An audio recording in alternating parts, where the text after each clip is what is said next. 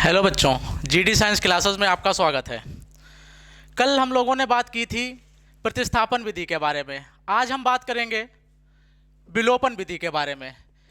कल मैंने आपको बताया था कि किसी भी लीनियर इक्वेशन को सॉल्व करने के लिए तीन विधियों का यूज किया जाता है: विलोपन विधि, प्रतिस्थापन विधि और बज्र गुणन विधि। कल हमने प्रतिस्थापन विधि के बारे में जान लिया था। आज हम जानेंगे विलोपन विधि के बारे में। विलोपन विधि में क्या होता है बच्चों, जो हमारी लीनियर इक्वेशंस दे रखी होती हैं उनमें जो उनके वेरिएबल्स होते हैं वेरिएबल्स को हम जैसे एक्स वेरिएबल और वाई वेरिएबल दो दे रखे होते हैं, तो एक्स के पद या तो फिर वाई के पदों में समीकरण को हम बना लेते हैं। जैसे क्वेश्चन लेते हैं कोई, जैसे हम फर्स्ट क्वेश्चन लेते हैं, आइए समझते हैं। जैसे क्वेश्चन दे रखा है हमारा x प्लस वाई बराबर 5। अगला इक्वेशन दे रखी है हमारी 2x माइनस का 3y बराबर 4। बच्चों ये हमारा क्वेश्चन दे रखा है x प्लस वाई बराबर 5 और अगली इक्वेशन दे रखी है 2x माइनस 3y बराबर 4। अब इस इक्वेशन को हमको विलोपन विधि से हल करना है। हल तो इसको हम प्रतिस्थापन से भी कर सकते हैं, बज्रगुणन से भी कर सकते हैं, लेकिन हम आज क्या पढ़ रहे हैं बच्चों, विलोपन विधि के बारे में जान रहे हैं। तो हम आज इसको विलोपन विधि से सॉल्व करेंगे। देखो विलोपन विधि में क्या करते हैं, इसको इक्वेशन फर्स्ट मानते हैं, इसको इक्वेशन सेकंड मानते हैं। अब इक्वेशन फर्स्ट और सेकंड में जैसे यहां पर x दे रखा है, यहां पर भी x दे रखा है, यहां पर y दे रखा है, यहां पर भी y दे रखा है, लेकिन x के साथ में यहां पर 2 दे रखा है और यहां पर y के साथ में 3 दे रखा है और यहां पर कुछ भी नहीं दे रखा है। तब हम बच्चों क्या करते हैं, इनको बराबर कर लेते हैं। जैसे अगर हम इक्वेशन फर्स्ट में 2 से गुणा कर दें, इक्वेशन फर्स्ट में 2 से गुणा कर दें, या तो फिर यहां इसका जो इसके साथ में जो कांस्टेंट है उसकी गुणा इक्वेशन 2 में कर दें और इसके साथ जो कांस्टेंट है उसकी गुणा इस वाली इक्वेशन में कर दें, तो हमारी नई इक्वेशंस क्या मिलेंगी, 2 की x के साथ गुणा होगी तो बच्चों हो जाएगा 2x, 2 की y के साथ गुणा होगी तो बच्चों हो जाएगा 2y, 2 पंजे 10। अब ऐसे ही 1 की 2x से मल्टीप्लाई करेंगे तो 2x, 1 की माइनस के 3y से गुणा होगी तो माइनस का 3y, 1 की 4 से गुणा होगी तो 4। अब बच्चों इतना करने के बाद हम माइनस करते हैं, इस वाली इक्वेशन से इस वाली इक्वेशन को माइनस करेंगे। तो जब माइनस करेंगे, अगर यहां पर प्लस है तो माइनस हो जाएगा, माइनस है तो प्लस हो जाएगा, यानी इस वाली इक्वेशन के जो साइन है, जो चिन्ह है वो बदल जाएंगे। ये प्लस का है तो ये माइनस का हो जाएगा, ये माइनस का है तो ये प्लस का हो जाएगा, ये प्लस का दे रखा है तो ये माइनस का हो जाएगा।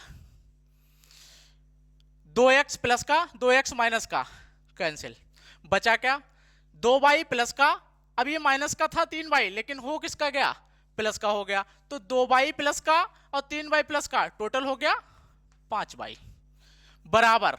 यहां पर हमारा बच्चों 10 प्लस का है और 4 प्लस का था लेकिन घटाने के बाद ये काहे का हो गया, माइनस का हो गया। तो 10 से 4 माइनस करेंगे कितना बचेगा बच्चों, 6। तो y बराबर हमारा निकल के आएगा 6/5। बच्चों ये y की एग्जैक्ट वैल्यू हमको प्राप्त हो गई।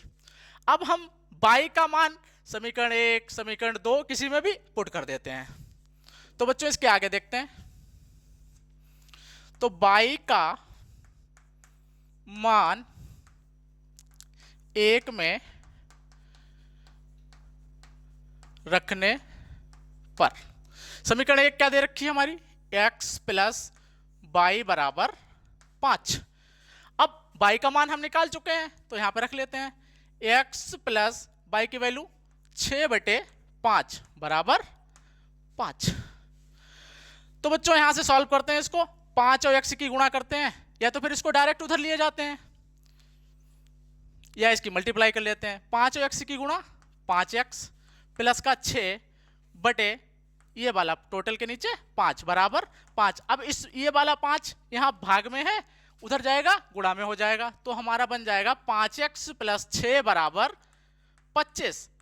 5x बराबर, अब इनका पक्षांतर कर लेते हैं, 25 माइनस का 6, 25 माइनस का 6, तो 5x बराबर 25 से 6 माइनस करेंगे बच्चों, कितना बचेगा 19।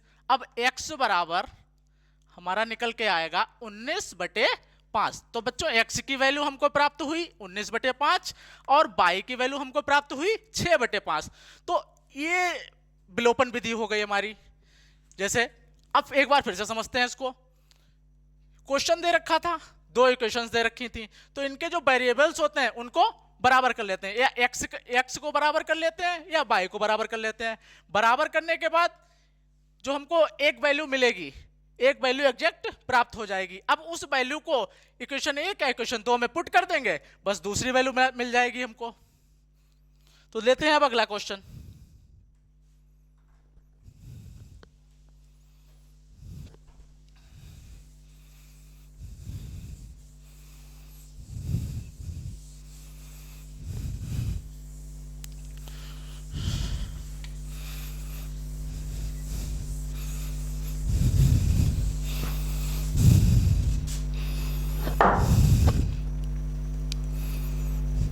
अगला क्वेश्चन दे रखा है बच्चों, लेते हैं अगला क्वेश्चन। अगला क्वेश्चन दे रखा है 3x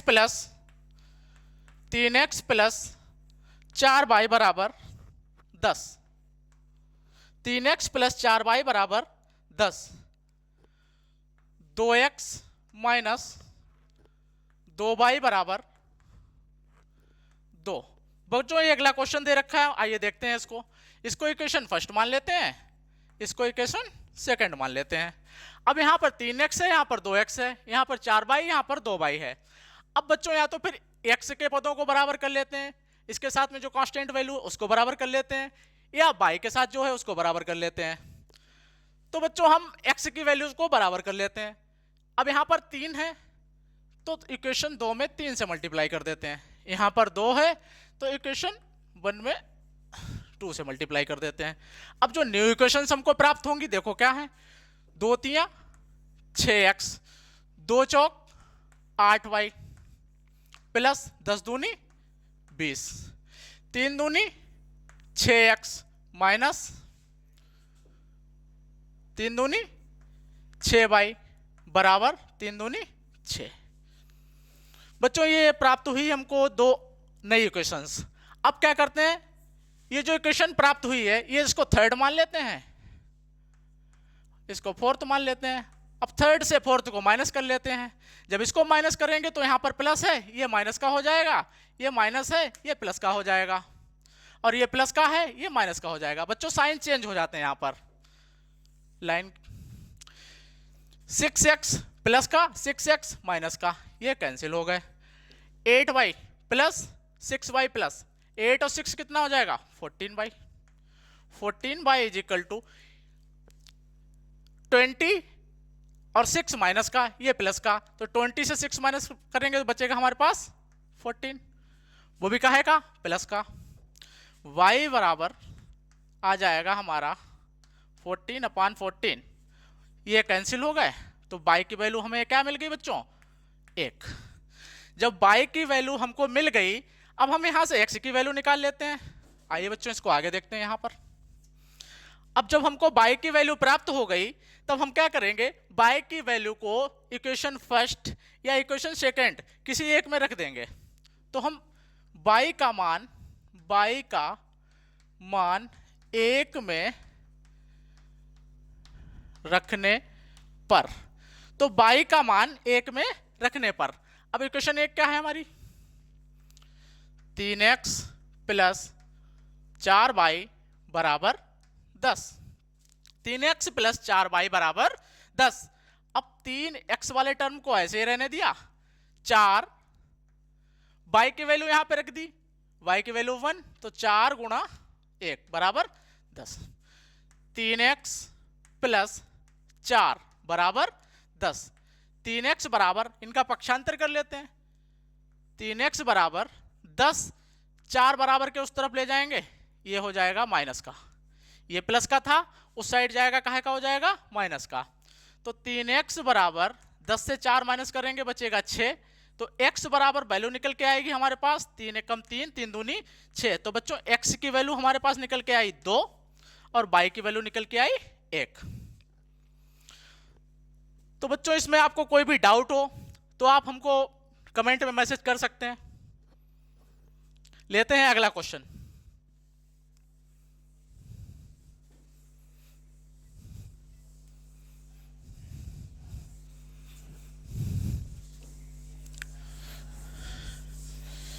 ये जो हमारी श्रृंखला चल रही है ये आपके बोर्ड एग्जाम के लिए काफी ज्यादा महत्वपूर्ण है। तो अगले क्वेश्चन की बात करते हैं। अगला क्वेश्चन दे रखा है बच्चों, दे रखा है दो व्यक्तियों की आय, दो व्यक्तियों की आय का अनुपात, दो व्यक्तियों की आय का अनुपात 9:7 है, 9:7 है। आगे दे रखा है उनके खर्चों का अनुपात, उनके खर्चों का अनुपात, खर्चों का अनुपात 4:3 है, 4:3 है। तो दे रखा है दो व्यक्तियों की आय का अनुपात 9:7 है, उनके खर्चों का अनुपात 4:3 है। प्रत्येक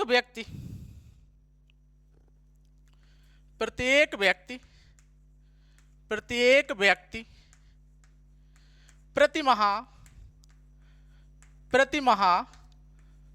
रुपए 2000 रुपए बचत करता है, बचाता है। प्रत्येक व्यक्ति 2000 रुपए प्रति माह बचाता है। क्वेश्चन में पूछा गया है तो उनकी मासिक आय ज्ञात कीजिए। तो उनकी मासिक आय ज्ञात कीजिए। बच्चों तो क्वेश्चन हमारे पास दे रखा है दो व्यक्तियों की आय का अनुपात 9:7 है, उनके खर्चों का अनुपात 4:3 है, प्रत्येक व्यक्ति प्रति माह 2000 रुपए बचा भी लेता है, तो उनकी मासिक आय ज्ञात कीजिए। तो हमको मासिक आय ज्ञात करनी है। देखो बच्चों क्या करते हैं, तो दो व्यक्तियों के आय का अनुपात दे रखा है, तो यहां से आय दो व्यक्तियों की, यहां से बच्चों आय हो जाएगी, अनुपात दे रखा है 9:7, तो एक की आय हो जाएगी 9x, दूसरे की हो जाएगी 7x। इसको अनुपात से अलग करके कांस्टेंट वैल्यू के साथ या वेरिएबल्स के साथ लिख लिया, तो 9x 7x। अब उनके खर्चों का अनुपात दे रखा है 4:3, तो उनके खर्च हो जाएंगे, दो व्यक्तियों के खर्च, यहां से हम खर्च निकाल लेंगे। तो अनुपात दे रखा है 4:3, तो खर्च हो जाएंगे 4x, 4y और 3y। इसको खर्च को y मान लिया, आय को x मान लिया। तो अनुपात 9:7 था, तो ये 9x हो गया, ये 7x हो गया, और खर्च का अनुपात 4:3 था, तो ये 4y खर्च हो गया इसका, 3y इसका हो गया। अब बच्चों बचत कैसे निकलती है, जितना हम कमाते हैं और जितना खर्च करते हैं, कमाई से खर्च को जब माइनस कर देते हैं तो हमारी क्या निकल के आ जाती है, बचत निकल के आ जाती है। तो 9x, ये पहला व्यक्ति 9x कमाता था, लिखते हैं यहाँ पर अकॉर्डिंग टू क्वेश्चन, यानी प्रश्न के अनुसार। प्रश्न में क्या कहा गया है कि दो व्यक्तियों की आय का अनुपात 9x 7x है, तो यहां से हमने दोनों व्यक्तियों की आय निकाल ली, एक व्यक्ति की 9x, दूसरे व्यक्ति की 7x। आगे कह रहे हैं उनके खर्चों का अनुपात 4:3 है, तो हमने उनका खर्चा निकाल लिया 4y 3y। अब उनकी बचत दे रखी है 2000 रुपए, दोनों बचाते हैं। तो according to question I 9x हो गई पहले व्यक्ति की, और उसका खर्च 4y हो गया। 9x - 4y, यानी आय से खर्च को आय से खर्च को हमने निकाल दिया तो हमारे पास क्या बचा, जो भी बचा वो हमारी थी बचत। तो अब बचत क्वेश्चन में कितनी दे रखी है, 2000 रुपए। तो ये हो गई हमारी इक्वेशन नंबर फर्स्ट। ऐसे ही दूसरे व्यक्ति के लिए करते हैं। दूसरे व्यक्ति की आय है 7x और खर्च है 3y। तो आय से खर्च को माइनस कर देते हैं तो हमारे पास क्या बचेगा, उसकी बचत। ये हो गई इक्वेशन नंबर 2। देखो पहले की तरह जैसे क्वेश्चंस में हमारी इक्वेशंस बनती थी वैसे ही इक्वेशन बनकर आ गई। अब हमको इसको विलोपन विधि से हल करना है क्योंकि हम विलोपन विधि को पढ़ रहे हैं। तो 9x 7x 4y 3y, अब इनको बराबर कर लेते हैं। यहाँ पर 9 है, यहाँ पर 7 है, यहाँ पर 4 है, यहाँ पर 3 है। इस बार y को बराबर करते हैं क्योंकि ये छोटा दे रखा है, या x को बराबर कर लेते हैं, किसी को भी एक को कर सकते हैं। तो यहाँ पर 7 से गुणा कर देते हैं और यहां पर 9 से गुणा कर देते हैं। 7 नेम 63x, 7 चौक 28y बराबर 7 दूनी 14,000। ये इक्वेशन नंबर 3 आ गई हमारी। अब ऐसे इसकी 9 सत्ते 63x, 9 तियां 27y बराबर 9 दूनी 18,000, 9 दूनी 18,000। ये आ गई समीकरण नंबर 4। इसके आगे बच्चों इधर देखते हैं। इसको समीकरण 3 से 4 को माइनस करते हैं। ये माइनस, ये प्लस, ये माइनस। 63x से 63x कैंसिल, 28 से 27 बचा माइनस का y बराबर माइनस का 18 प्लस का 14 बचेगा माइनस का 4, माइनस का 4। तो यहां से y की वैल्यू निकल के आ गई बच्चों, y बराबर 4000, y बराबर आ गई 4000। जब हमको y की वैल्यू पता चल गई तो y का मान समीकरण 1 में रख देंगे या फिर समीकरण 2 में रख देंगे। तो समीकरण 1 में रख देते हैं। 9x माइनस 4y बराबर 2000। ये थी इक्वेशन नंबर 1। 9x ऐसे रहने दिया माइनस 4, y की वैल्यू 4000 बराबर 2000। 9x बराबर 9x माइनस 4 चक्कू 16, 16,000 बराबर 2000। 9x बराबर 2000, ये बच्चों उस साइड ले जाएंगे, पक्षांतर करेंगे इसका, तो माइनस का है, इधर आके काहे का हो जाएगा, प्लस का हो जाएगा। तो 9x बराबर 16 और 2 18,000, x बराबर 18,000 बटे 9, 9 एक कम 9, 9 दूनी 18,